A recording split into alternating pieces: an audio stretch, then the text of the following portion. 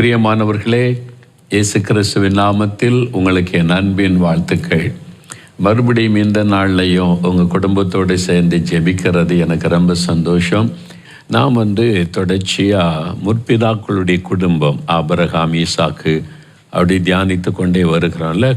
லூக்கா 1 அதிகாரத்தில் வாசிக்கும்போது சகரியா எலிசபெத் என்ற ஒரு குடும்பம், யோவான் ஸ்நானகனை பெற்றெடுத்த அந்த குடும்பம், அதை குறித்து வேதத்தில் நம்ம பார்க்குறோம்ல. அந்த 2 கணவன் மனைவி அவங்களை குறித்து லூக்கா 1 அதிகாரம் 6வது வசனத்தில் வாசிக்கும்போது, அந்த எலிசபெத் சகரியா 2 பேரும் அவர்கள் இருவரும் கத்தரிட்ட சகல கற்பனைகளின்படியேயும் நியாயங்களின்படியேயும் குற்றமற்றவர்களாய் நடந்து தேவனுக்கு முன்பாக நீதி உள்ளவர்களாய் இருந்தார்கள். தேவனுடைய கட்டளைகளின்படி குற்றம் அற்றவர்களாயும் தேவனுக்கு முன்பாக நீதி உள்ளவர்களாயும் நடந்தார்கள். அதுதான் நம்ம பார்க்கிறோம். இந்த குடும்பத்தில் இயற்கைக்கு மேற்பட்ட ஒரு அற்புதம் நடக்கிறாரு. கிறிஸ்மஸ்ன்னு சொன்னாலே நிறையா அதாவது இயற்கைக்கு மேற்பட்ட அற்புதமான காரியம் நடந்தது. இப்போ இவங்களுக்கு வயசான காலத்தில் இனி குழந்தை பிறக்காதுன்ற நிலைமையில் ஆண்டவர் ஒரு குழந்தையை கொடுக்கிறார். இது இயற்கைக்கு மேற்பட்ட காரியம். இப்போ கன்னிமரியாள், அவனுடைய யோசேப்பு மரியாதை குடும்பத்தை பாருங்கள். ஒரு கன்னிக்கு எப்படி குழந்தை பிறக்க முடியும்? பிறக்காது. ஆனால் இயற்கைக்கு மேற்பட்ட ஒரு அற்புதம் அங்கே நடக்கிறது. அப்புறம் நட்சத்திரம் தோண்டி அப்படியே வழி நடத்தி கொண்டு வருகிறது. நிறைய காரியம் மிராக்கிள்ஸ் நடந்தது. இயேசுடைய பிறப்பை நம்ம நினைவு கூறும்போது இதெல்லாம் நினைவு கூறணும். இன்றைக்கு இந்த குடும்பத்தை பாருங்கள். இவர்களுக்கு வயதாகிவிட்டது. சகரியா ரொம்ப கிழவன் ஆயிட்டார். அவருடைய ஒய்ஃபு கிழவி ஆயிட்டாங்க. அவர் ஊழியத்திலேருந்து ரிட்டையர்ட் ஆகிறார். இனி அவ்வளோதான், ஊழிய நாட்கள் முடிந்தது, வீட்டில் போய் ஓய்வு எடுக்க வேண்டியதுதான். அந்த மாதிரி ஒரு காலத்தில் வந்துட்டார். அப்போ 60 வயசுக்கு மேலே இருக்கும்ல. இப்போ ஊழியத்திலேருந்து ரிட்டையர்ட் ஆகிறாரு. இனி அவ்வளோதான், அவருடைய மனைவி கிழவி ஆயிட்டாங்க. அதாவது இனி குழந்தை பிறக்க வாய்ப்பே கிடையாது. அந்த சூழ்நிலையில் தேவதூதன் அவருக்கு தோன்றி என்ன சொல்கிறான் பாருங்க, 13ஆம் வசனம். தேவதூதன் அவனை நோக்கி, சகரியாவே பயப்படாதே, உன் வேண்டுதல் கேட்கப்பட்டது. உன் மனைவியாகிய எலிசபெத்து ஒரு குமாரனை பெறுவாள், அவனுக்கு யோவான் என்று பெயரிடுவாயாக. இப்போ சகரியாக்கிட்ட தேவதூதன் பரலோகத்திலேருந்து செய்தியை கொண்டு வருகிறான். நீ பயப்படாத. தேவதூதனை பார்த்தோன்னு ஒரு பயம் அவருக்கு, ஒரு வெளிச்சம். தேவதூதன் இது முன்னால் பார்த்ததையெல்லாம் ஃபஸ்ட் டைமாக பார்க்குறாரு. நீ பயப்படாத, நான் கர்த்தரிடத்துலேருந்து வந்த தேவதூதன், ஆண்டவரிடத்துலேருந்து உனக்கு ஒரு செய்தி கொண்டு வந்திருக்கிறேன் அப்படின்னு சொல்லிட்டு, நீ பயப்படாதே, உன் வேண்டுதல் கேட்கப்பட்டது. என்ன வேண்டுதல் அப்படின்னு சொன்னால், உன் மனைவியாக எலிசபெத்து கர்ப்பவதியாகி ஒரு குழந்தை பெறுவாள், அவருக்கு யோவானை பெயரிடணும்னு சொல்லுகிறான். இப்போது நீங்கள் ஜெபிக்கிறீங்கன்னு வைத்துக்கொள்ளுங்க. ஏதோ ஒரு காரியத்துக்கு ஜெபிக்கிறீங்க.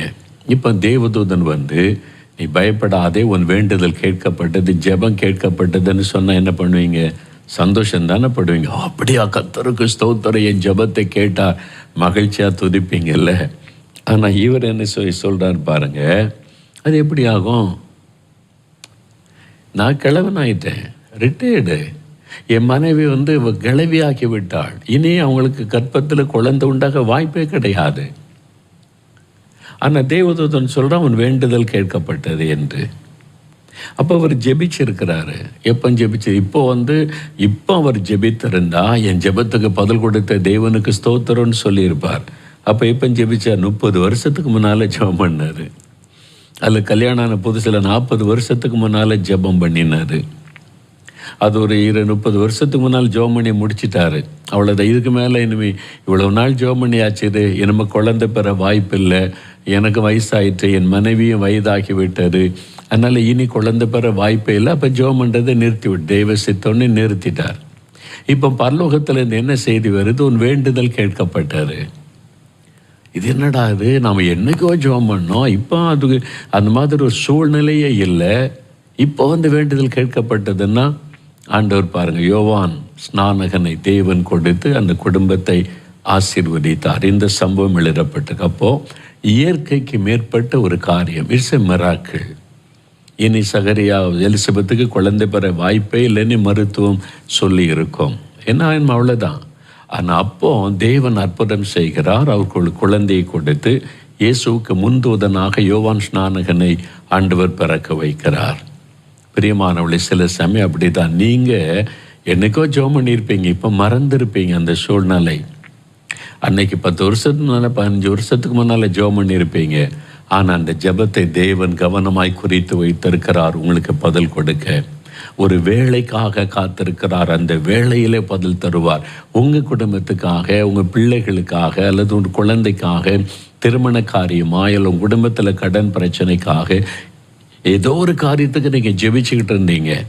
இப்போ சூழ்நிலை பார்த்தா அது நடக்கிற மாதிரி தெரியல, அதனால் நீங்கள் மறந்துட்டீங்க. இன்னும் அவ்வளவுதான், சரி தேவ சித்தம் அப்படின்னு அதுக்காக ஜெபிக்கிறதே இல்லை. ஆனால் ஆண்டவர் உங்களுக்கு பதில் தருகிறார். என் மகனே, என் மகளே, நீ பயப்படாத, உன் வேண்டுதல் கேட்கப்பட்டது. நான் இப்போ ஜெபம் பண்ணேன், 10 வருஷத்துக்கு முன்னால் ஜெபம் பண்ணல, 15 வருஷத்துக்கு முன்னால் நீ ஜெபித்தல்ல, 5 வருஷத்துக்கு முன்னால் இந்த காரியத்துக்கு ஜெபித்தல. ஆமாம், அது அப்போ ஜெபம் பண்ணேன், இப்போ எல்லாம் சூழ்நிலை மாறி போச்சே. இதுதான் டைம், இதுதான் என்னுடைய வேலை, நான் உன் ஜெபத்திற்கு பதில் கொடுக்கிற வேலை. எவ்வளோ ஆச்சரியம் இல்லை? சில சமயம் அப்படி ஆண்டவர் பதில் தருவார். அது இயற்கைக்கு மேற்பட்ட ஒரு காரியமாக இருக்கும். அதுதான் அற்புதம் என்பது. பாருங்க, அதே மாதிரி காரியத்தை உங்கள் குடும்பத்தில் இன்றைக்கு ஆண்டவர் செய்ய போகிறார். ஏதோ ஒரு காரியத்தில் ஆண்டவரிடத்தில் கேட்டு பதில் வராததுனால நீங்கள் இதை விட்டுட்டீங்க. தெய்வ சித்தத்தின்படி நடக்கட்டும். ஆனால் ஆண்டவர் இன்றைக்கு அற்புதம் செய்ய போகிறார். அவரால் முடியும். ஒரு கணவன் மனைவி பாருங்க, அவர் ஒரு ஊழியக்காரர். தன் மனைவிக்கு ஆண்டவர் எங்களை ஆசீர்வதியும், கற்பத்தின் கனிக்காக ஜெபம் பண்ணாங்க. 5 வருஷம் கடந்துட்டு, 10 வருஷம் கடந்துட்டு, 15 வருஷம் கடந்து விட்டது. அப்போ இவ்வளோ நாள் நம்ம ஜெபித்தோம், ஆண்டவர் அமைதியாக இருக்கிறாரு. அப்போ தெய்வ சித்தம் இல்லைன்னு அப்புறம் ஜெபிக்கிறதே விட்டுட்டாங்க. 2 பேரும் ஊழியத்தை மகிழ்ச்சியோடு செய்து கொண்டே இருந்தாங்க. கர்த்தரை பற்றி அறிவிப்பது, சபை நடத்துவது, ஊழியம் செய்வதில் கவனம் செலுத்தினாங்க. திடீர்னு அவருடைய மனைவியனுடைய வயிற்றில் ஒரு கட்டி, அது பாரமாயிற்று, அவங்களுக்குள்ள ஒரு பிரச்சனை உண்டாக்கினது. அதனால் உடம்பு அப்போ டாக்டர்கிட்ட கொண்டு போனால் அவங்க எல்லாம் கையெல்லாம் வச்சு பார்த்து ஏதோ கட்டி மாதிரி இருக்குது அப்படின்னு சொல்லிட்டு, எதுக்கும் நம்ம ஒரு எக்ஸ்ரே எடுத்து பார்த்துருவோம். அந்த காலத்தில், இப்போ அந்த ஸ்கேன் எல்லாம் வர்றதுக்கு முன்னால் எடுத்து பார்த்துருவோன்னு சொன்னாங்க. சரின்னு எக்ஸ்ரே எடுத்து பார்த்தா அழகான ஒரு குழந்தை. அவங்க எதிர்பார்க்கவே இல்லை. அவங்க எப்போவோ ஜெபம் பண்ணாங்க, அப்போ அந்த ஜெபத்தை விட்டுட்டாங்க. ஆனால் இப்போ அவங்க எதிர்பாராத நேரத்தில் தேவனுடைய ஜெபத்துக்கு பதில் கொடுக்கிறார். சகரியா எதிர்பாராத நேரத்தில் பதில் கொடுக்கிறார். இன்றைக்கு ஆண்டவர் உங்களுக்கு பதில் தருகிறார். மகளே, மகனே, பயப்படாதவன் வேண்டுதல் கேட்கப்பட்டார். இவங்க ஜெபத்தை கேட்டு ஏன் ஆண்டவர் இவ்வளோ பெரிய அற்புதம் செய்தார் தெரியுமா? இந்த 2 பேரை குறித்து 6ஆம் வசனத்தில் வேதம் சொல்லுது, கர்த்தரிட்ட கற்பனைகள் எல்லாவற்றிலும் அவங்க குற்றமற்றவர்களாய் நடந்து கொண்டாங்க. அதாவது கற்பனையின்படியே நடந்து கொண்டாங்க. யாருமே அவங்களை குற்றம் சாட்ட முடியாது. இவங்க என்ன வசனத்தின்படி வாழலை, இஷ்டப்படி வாழ்கிறாங்க, அது மாதிரி இல்லை. கர்த்தருடைய கற்பனைகளின்படி அப்படியே வாழ்ந்தார்கள். இப்போ நீங்கள் எப்படி இருக்கீங்களா? நம்ம இந்த வேத வசனத்தின்படி நம்முடைய வாழ்க்கையை அமைத்து கொள்ளணும். நம்முடைய பர்சனல் லைஃப், ஃபேமிலி லைஃப், அல்லது பிஸ்னஸ்ஸு, வேலை, எதுவாக இருந்தாலும் எல்லாத்திற்குமே வசனத்தில் ஆலோசனை சொல்லியிருக்குல்ல. அப்போ அதன்படி நடந்து கொள்ள நம்ம அர்ப்பணித்து கொள்ளணும். வேத வசனத்தோடு நம்முடைய வாழ்க்கை ஒப்பிட்டு குற்றம் சாட்டப்படாத ஒரு வாழ்க்கை வாழணும். இவங்க 2 பேரும் அப்படி வாழ்ந்தாங்க. கணவன் மனைவி இருவரும் என்று சொல்லப்படுகிறது. குற்றமற்றவர்களாய் வாழ்ந்தாங்க. யாருமே இவங்க இந்த வசனத்தின்படி அவங்க நடக்கிறது கிடையாது அப்படின்னு சொல்லுகிற மாதிரி அவங்க நடந்து கொள்ளவில்லை. உங்களை குறித்து அப்படி சாட்சி சொல்ல முடியுமா? இந்த வேத வசனத்தோடு உங்களுடைய வாழ்க்கையை ஒப்பிட்டு பார்க்குறீங்களா? அதை ஒப்பிட்டு நம்மை அர்ப்பணித்து நாம் ஜெபித்து கொள்ளணும். ரொம்ப அவசியம். நம்ம வேதம் வாசிக்கிறது அப்படியே சும்மா ஒரு அதிகாரம் இன்றைக்கி வாசிக்கிறேன் என்பதற்காக இல்லை. நம்முடைய வாழ்க்கையை வசனத்தோடு ஒப்பிட்டு பார்த்து, இந்த வசனத்தில் சொல்லப்பட்ட கற்பனைகளின்படி என் வாழ்க்கை இருக்கிறதா, என் குடும்பம் இருக்கிறதா என்று நம்மை சோதித்து பார்க்கும்படிக்கும் ஆராய்ந்து பார்க்கும்படிக்கும் வசனத்திற்கு நம்மை அர்ப்பணித்து கொள்ள வேண்டியது அவசியம். 2வது பாருங்க, அவங்க நீதி உள்ளவளாக இருந்தாங்க. 2 பேருமே வசனத்தின்படி குற்றம் சாட்டப்படாதவங்களும், 2வது நீதி உள்ளவர்களுமாக இருந்தாங்க. அநீதியான எந்த காரியத்துக்கும் அவங்க இடம் கொடுக்க மாட்டாங்க. ஏன்னா தேவன் நீதி உள்ளவர். நம்முடைய பேச்சு, செய்கை எல்லாம் நீதி உள்ளதாக இருக்கணும். அநீதியான காரியத்துக்கு நம்ம இடம் கொடுக்கவே கூடாது. சில நீ பேசுறது நீ அநியாயமாக இல்லை, ஒரு நீதியாக நீ பேசக்கூடாதா? செய்யக்கூடாது, அது அநியாயமாக இருக்குது அப்படின்னு சொல்கிற மாதிரி நம்ம நடந்து கொள்கிறோமா? நம்ம வீட்டுக்குள்ளே, வெளியில், வசிக்கிற இடத்துல மற்றவங்க பார்த்து என்னப்பா இதுங்க அநியாயமாக பண்ணுறாங்க அப்படின்னு சொல்கிற மாதிரி நடக்கிறோமா? இல்லை, இவங்க ரொம்ப நீதி உள்ளவங்க, அவங்க நீதியாக தான் காரியத்தை செய்வாங்க, நீதியாக தான் பேசுவாங்க, நீதியாக தான் நடந்து கொள்ளுவாங்க அப்படின்னு சொல்கிற மாதிரி நம்முடைய வாழ்க்கை இருக்கிறதா யோசித்து பாருங்க. இங்கே சகரியாவை எலிசபெத்தும் ஒரு நீதிமான்கள் என்று மற்றவர்கள் சொல்லுகிற ஒரு வாழ்க்கை வாழ்ந்தாங்க. இயேசு கிறிஸ்துவின் இரத்தத்தினால் கழுவப்படும் போது நாம் நீதிமான்கள் ஆக்கப்படுகிறோம். அதன் பிறகு இந்த வசனத்தின்படி நம்முடைய வாழ்க்கையை அமைத்து கொண்டு தேவனுடைய நீதி நம்முடைய வாழ்க்கையில வெளிப்படும்படிக்க நடந்து கொள்ளும் போது நீதிமான்களாக நாம் வாழுகிறோம். நீதிமான்களாய் வாழணும். அதற்கு நம்ம எந்த ஒரு காரியத்தில் அநீதியான காரியத்துக்கு துணை போகக்கூடாது. உங்கள் வீட்டுக்குள்ளே கூட நீ பேசுகிறது அநியாயமா இல்லையா, கொஞ்சம் நீதியாக நடந்து கொள்ளக்கூடாது அப்படின்னு சொல்கிற மாதிரி நம்ம நடந்து கொள்ளக்கூடாது. சரியா? அப்போ சகரியா இந்த எலிசபெத் தம்பதிகளை நீங்கள் நினைத்து கொள்ளுங்க. அவங்க வசனத்தின்படி குற்றம் சாட்டப்படாத ஒரு வாழ்க்கை வாழ்ந்தாங்க. நீ தேவனுக்கு முன்பாக நீதியான வாழ்க்கை, அநீதியான எந்த காரியத்துக்கு இடம் கொடுக்க மாட்டோம். அவங்கள ஒப்பு கொடுங்க. ஆண்டவரே, எங்கள் குடும்பம் இந்த வசனத்தின்படி தான் நாங்கள் வாழ்க்கை அமைத்து கொள்ளுவோம். இந்த வசனத்தின்படி நாங்கள் குற்றம் சாட்டப்படாத ஒரு வாழ்க்கை வாழ எங்களை ஒப்பு கொடுக்கிறோம் அப்படின்னு சொல்லி உங்களை அர்ப்பணித்து கொள்ளுங்க. அது மாதிரி நாங்கள் எது செய்தாலும் நீர் நீதி உள்ள தேவன், எங்களை கவனித்து கொண்டிருக்கிறீர், எந்த அநியாயத்துக்கும் துணை போக மாட்டோம், அநியாயமாக நாங்கள் பேச மாட்டோம், செயல்பட மாட்டோம், நீதியாக செயல்படுவோம் என்று அர்ப்பணித்து கொள்ளுங்க. உங்கள் வீட்டில் அற்புதம் நடக்கும். உங்கள் ஜெபத்துக்கு பதில் வரும். இப்போ நம்ம ஒப்பு கொடுத்து ஜெபிக்கிறீங்களா? ஆண்டவருடைய சமூகத்தில், தகப்பனே, எங்கள் மேலே எவ்வளவு அன்பு வைத்திருக்கிறீங்கப்பா, எங்களோட பேசுகிறீங்க, எங்களை உற்சாகப்படுத்துகிறீங்க, எங்கள் ஜெபத்தை எல்லாம் உடைய நினைவில் வைத்திருக்கிறீங்க. நாங்கள் மறந்தாலும் எங்கள் ஜெபத்தை நீங்கள் மறக்கலை.